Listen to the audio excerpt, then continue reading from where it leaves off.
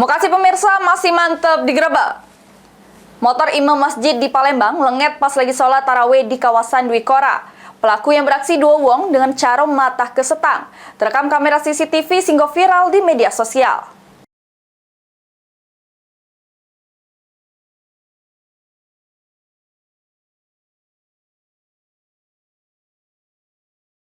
Rekaman CCTV yang viral ini selik ke aksi curanmor di salah sikom masjid di kawasan Dwi Kora, Palembang.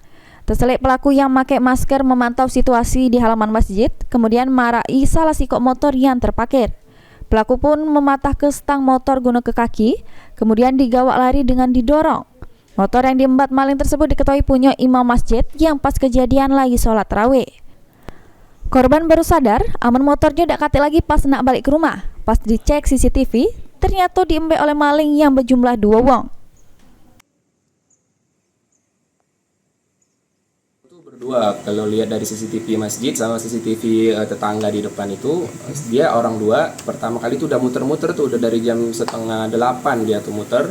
Kebetulan biasanya emang ada anak-anak di sini kan, rame. Kebetulan kemarin emang agak hujan gerimis, jadi anak-anaknya itu pulang sebelum sholat tarawih selesai. Anak-anak pulang, jadi mereka udah keluar kelir. Awalnya dari sana Pak, dari Jalan Sekundang, terus balik lagi, kemuter ke sana, muncul dari sini, mungkin melihat keadaan sepi kan, laju beraksi. Seperti itu. Menggunakan kaki itu. Kaki itu, kelihatannya di CCTV kaki kan, kaki saja itu. Korban sudah melapor ke kejadian tersebut ke polisi, berharap pelakunya cepat ketangkep serta motornya bisa balik lagi.